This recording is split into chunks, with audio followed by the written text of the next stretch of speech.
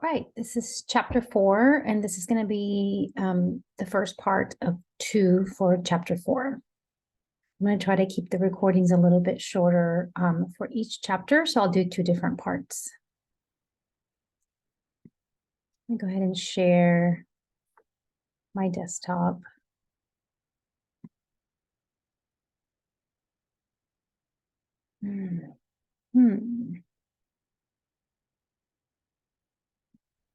So that works.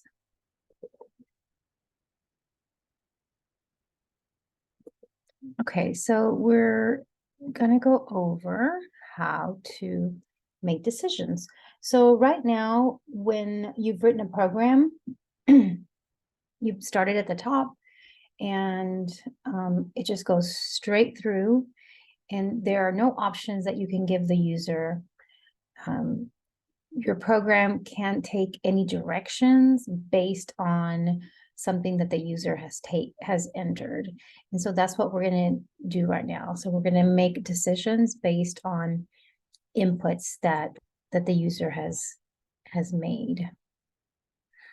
To be able to make decisions, we have to use relational operators. And in C++, as well as other languages like C and Java, they look like this. So we have greater than, less than, greater than, or equal to. This is less than or equal to. So in math, these two would have a little line at the bottom, but we don't have a character like that, so we put 2 symbols together. So greater than or equal to, less than or equal to. This means, is it equal? 1 equal sign means to assign. Okay, so like A equals 10, 10 gets assigned to A. 2 equal signs means we're comparing. And then not equal to, so in math, it would be an equal sign with a little line through the middle. Here we have an exclamation point. Exclamation means not. So not equal to. A Boolean expression will result in a true or a false. So a 0 or a 1. And a Boolean expression would be something like this. Is 12 greater than 5? It is greater than 5, so this would result in a true statement. This would result in a false statement because 7 is not less than or equal to 5. Here it says, is x equal to 10? Well, x is 10. So 10 is equal to 10, so that's true. Is x not equal to 8? That's true because x is 10. Is x equal to 8? That's false because x is 10. So that's how we read. This is what we call a Boolean expression. Boolean expressions just have to result in a true or false. So whatever you put here has to come out. It has to be a question that comes out to be true or false. When we have an expression like this, which we call a relational expression, this can be assigned to a variable. So the variable here would be result, and result would hold a true or false. So result has to be defined as a Boolean value. And here, this is an assignment statement. So this is 1 equal sign. And here we're comparing is x less than or equal to y. Here's just reminding us, don't get the 1 equal sign confused with 2 equal signs. Sometimes students will put 1 equal sign and they're trying to compare, but you cannot compare with 1 equal sign. It's always just an assignment statement. And then we're going to look at the if statement. So when you have a Boolean expression like this, how can you use it? Well, one way is assigning it to result. And then you can either use that result to compare it to something, or you can use the expression to compare. And we do that by using an if statement. For example, if it is raining, take an umbrella. If it is cold inside, wear a coat. So we're making a decision based on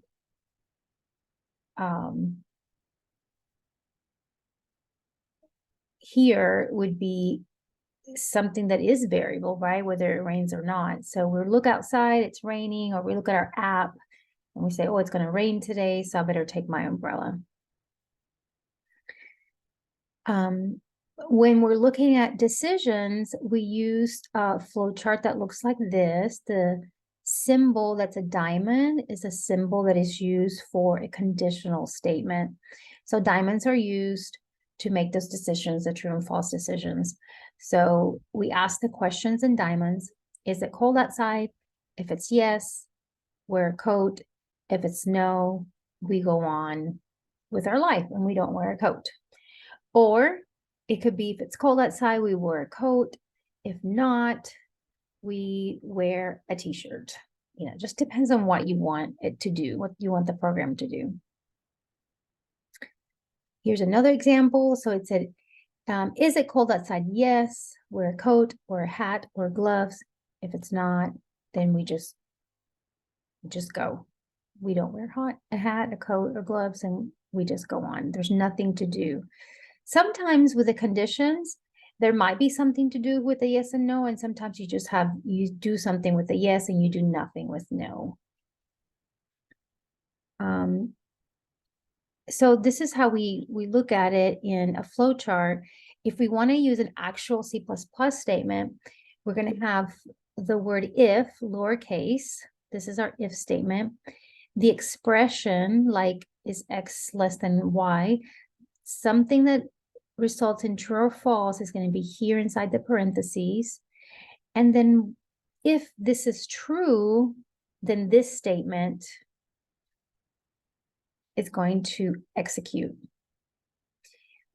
This small statement, if it's false, it does nothing. We haven't told it what to do if it's false.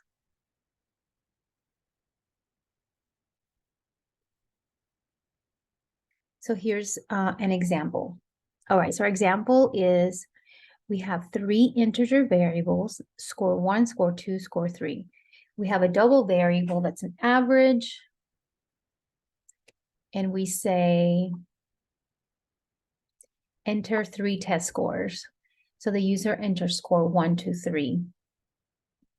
We average those 3 test scores. We add them up. We divide them by 3. We assign it to average.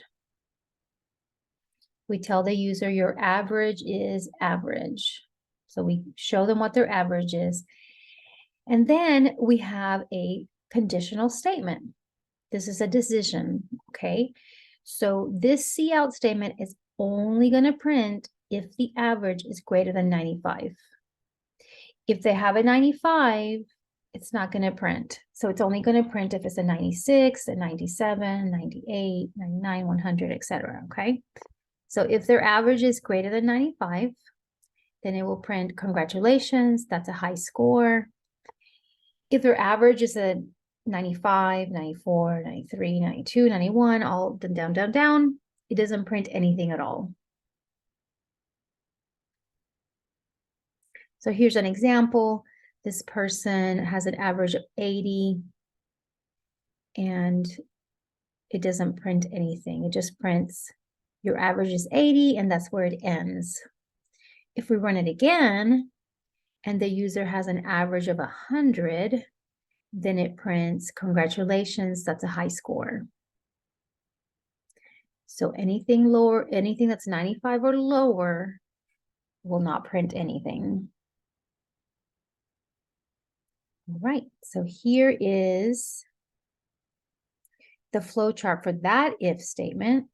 Average, if the average is greater than the high score, then display congratulations. If it's not greater than the high score, then we do nothing. A few notes, a few things to remember is do not place a semicolon at the end of the expression. So what that means is right here, if you have if score greater than 90, don't put a semicolon here. If you put one there, it won't do this here. It just stops. Think of it as a period. It's just stopping and it's not going to do anything. Okay.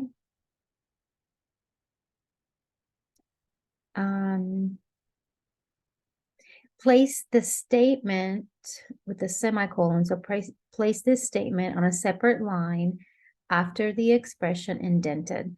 So they're saying, go ahead and put it after and indent it looking like this. It's not required. You could put it next to it, but it is a format that we all follow in C++ when we're creating conditional statements.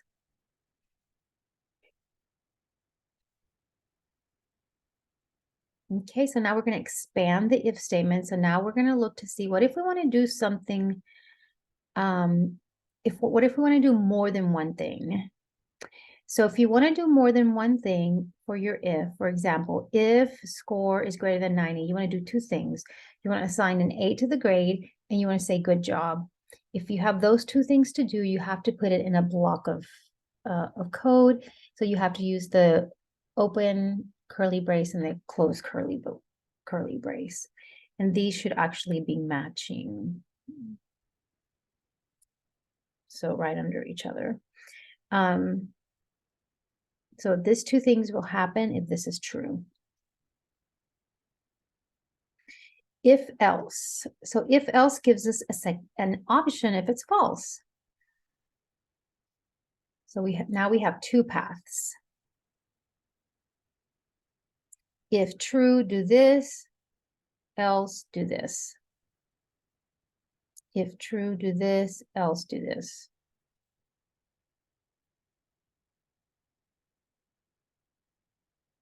Here's an example. Remember that percent means to give me the remainder when you divide two numbers. So if I were to divide, this number was a 5, and I divided by 2, then my remainder is going to be a 1, because 5 divided by 2 is 2. 2 times 2 is 4, remainder 1. So 5 modulus 2 is not equal to 0. This is false. So it's going to print that 5 is an odd number. If we put 4 here and we say 4 modulus 2, that's going to equal to true. And so 4 is an even number. So it's going to say 4 is even. So here's an example. Enter an integer. I will tell you if it is odd or even. They entered a 17. 17 is odd. So 17% 2 is going to equal to 1. Because 8 times 2 is 16. So that would not equal 0. That would be false. 1 is not equal to 0. Okay, so here's how our flow chart's going to look. Here's the condition. Here's what happens if it's true. Here's what happens if it's false. So if modulus equals 0, number modulus equals 0, then we indicate that the number is even. If not, we indicate the number is false.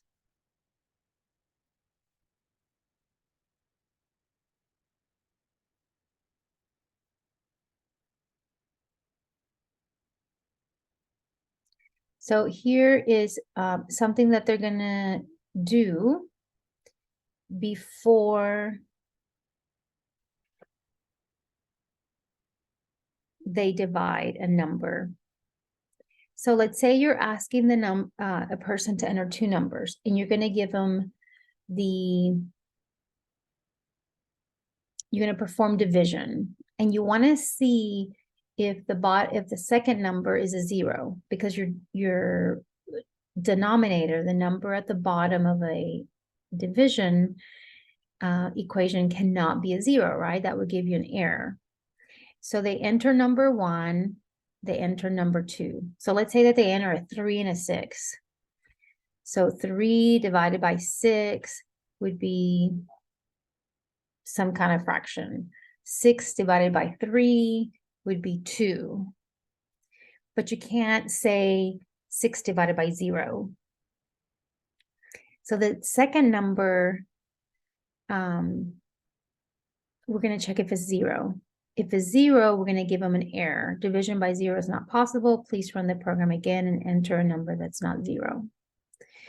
So a lot of times you can use your conditional statements to check to see if the user entered the correct data or however you wanted it, or making sure that's within a range. Like, let's say you're asking them to enter an age.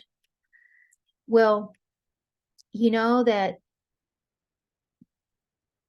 maybe you check that the age is between 0 and 110.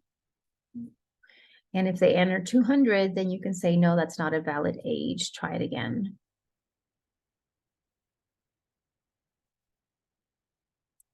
All right, so we're going to take just a second and try these out.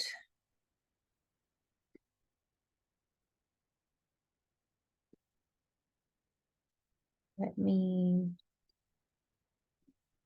share my screen. Hopefully, oh yeah, there we go. Share my desktop. I was trying to do this earlier. There we go.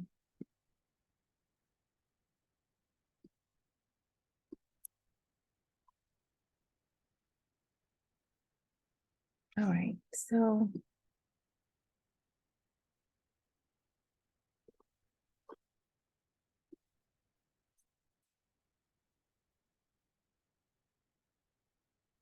oh goodness, what did I just do? There we go. So let's say that I'm asking the user to enter an age, see out. How old are you?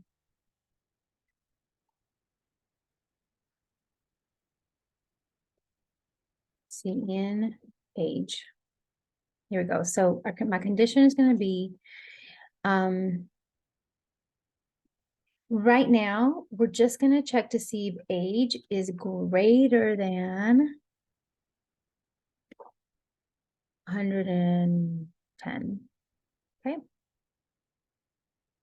And I'll show you in just a second how to check to see if it's less than also. So if it's greater than 110, then let's say that I go see out, you are age years old.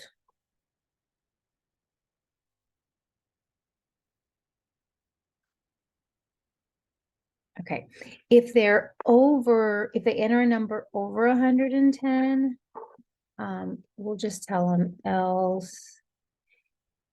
No, I'm sorry. If it's less than 110, we're good. But if it's over 110, we'll say invalid age. Okay, so really simple.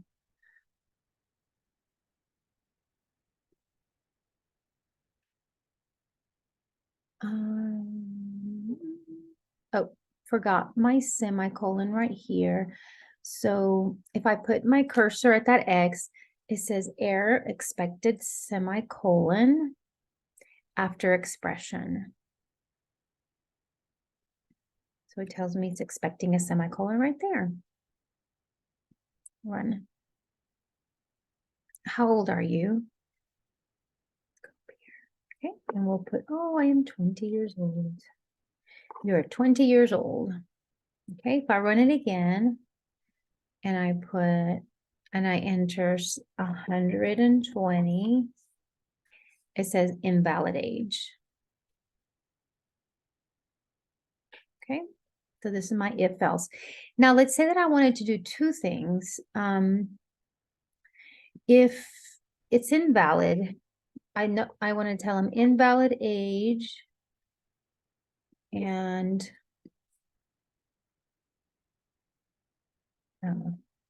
run the program again, please. And I know that I can do this in one cout statement, but I don't need that. I'm not going to do this in one cout statement, but I'm going to do it in two because I want to show you to use the block. So here I have an open and a curly brace because these two things are going to happen if false. If false. This happens if true. If true. So if it's less than 110. And yes, right now, if I enter a negative number for an age, it's going to think that it's valid, okay? Because I'm not checking for negative numbers. But I won't do that yet because we haven't talked about how to do that yet. Oh, right. So I'm going to put my cursor at my X and it says expected expression. Well, that doesn't really tell me very much, but if I look closely, I'm noticing that I put a semicolon there, and well, that's going to give it an error.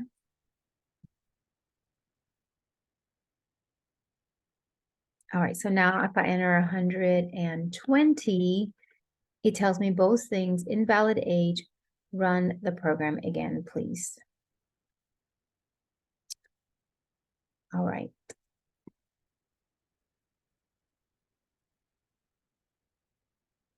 Now we're going to look at a nested if statement. So here we say, all right, and if the person is employed, so if employed equals yes, so they have a job. If that is true, well, first of all, let's do the false. The false is the easiest one, right? So if it's false, you're just going to say you must be employed to qualify. So go get a job. But if they have a job, that's true.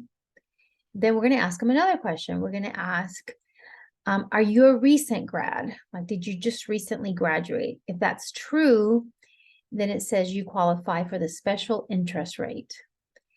If you didn't recently graduate, then we're going to give them this display. You must have graduated from college in the past 2 years to qualify. So what does that look like? Well, go here. So right here where it says, if the age is less than 110, maybe we ask them another question. Okay, so we've got a valid age. Now we know that the age is valid. How about we ask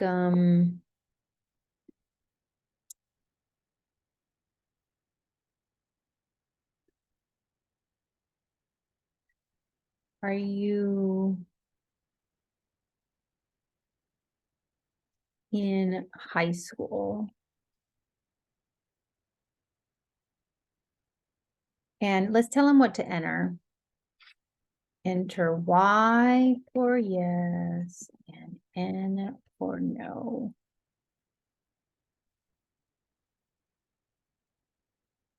CN.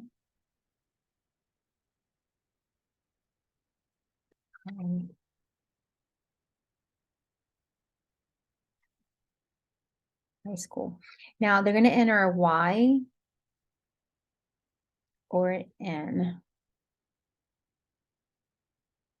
That is a character, right?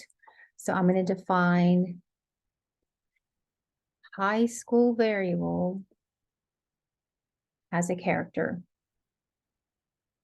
And then here inside, so I would say, is the age less than 110? Okay, so we know it's a valid age. Now I want to know if high school is equal. Remember, equal, comparing, gotta have two equal signs, no spaces next to each other. If it's equal to a yes, let's see how, I don't know, I'm just gonna put you are in high school. You can do something, you know, I'm just an example. You are in high school. Okay, we're gonna run it.